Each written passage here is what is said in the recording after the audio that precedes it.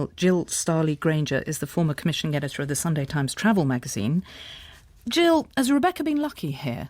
She has been very lucky. Her circumstances are, of course, very tragic and horrific. However, the reality is that the airlines are under no obligation to offer refunds in these circumstances if you've booked a non-refundable ticket.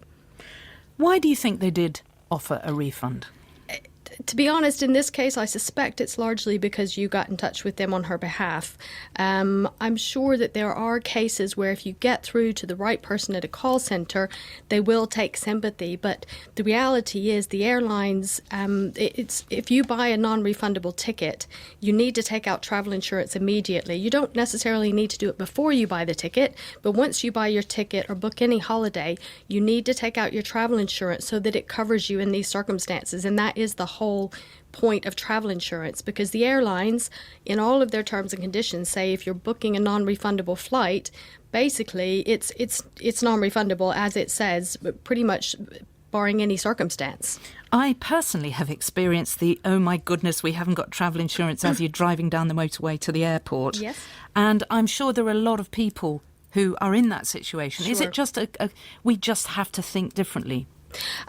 Unfortunately, you really do need travel insurance. And I think particularly as Rebecca is quite young, and a lot of younger people think they don't need it, but that's not the case. Many, many things could happen. Hers is particularly stressful. However, it could be anything. It could be, you might break your leg, which is still awful, but obviously not such a long-term event. And then at the last minute, you're suddenly losing the money for your flight.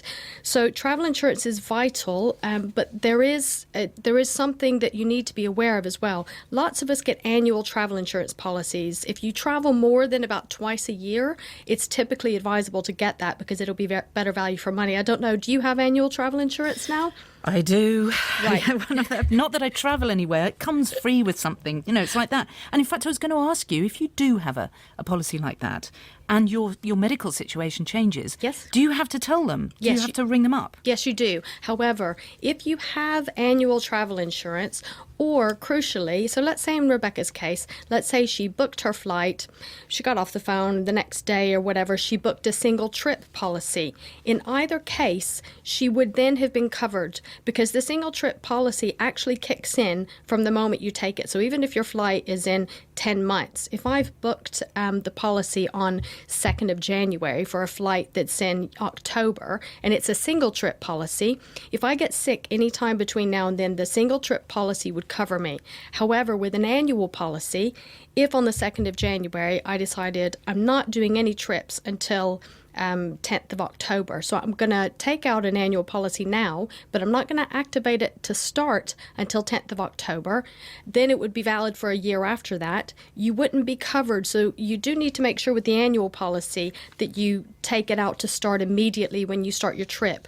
Sorry, not when you start your trip, when you book your flights, not from the moment that you start your trip. So that packaged account, which I think is probably what you're talking about, means that you're basically going to be covered for anything now. So in the interim, what would have happened is once she found out she was sick, and so no matter what it is, even if it's a minor illness, not minor, if you get a cold, you don't have to call them. But if it's something, a bit more serious that would require you to go to hospital, for example, you do have to let the insurer know. So even if you're covered, and she would have been covered had she taken out either single trip or annual to start, you do have to call them and let them know. So even if, as you said, you break your leg Yep. in February and you're going in October, you have to tell them? So I would say that probably if it's February and you're not going until October, you'd have to read the T's and C's of your policy, but I would say it's probably only things that affect you closer to the time of the actual trip. As long as your doctor says you're fit to travel, the insurance will still, they will still say fine and they'll just note it typically. But if it's something more serious, like let's say you break your leg 2 months before your trip, and you're still in recovery mode, your doctor says you're fit to travel, but you need, for example, special precautions. Jill, we're going to have to stop it there, yeah. but thank you very much Okay, for no that. worries. And of course, we all wish Rebecca well. Well, lots of you got in touch during yesterday's programme by emailing you and yours at bbc.co.uk after we heard from Gardener's World presenter Monty Don. We have an absolute rule. I do nothing in this garden for television that I don't want to do. When the doors are closed and everybody goes home,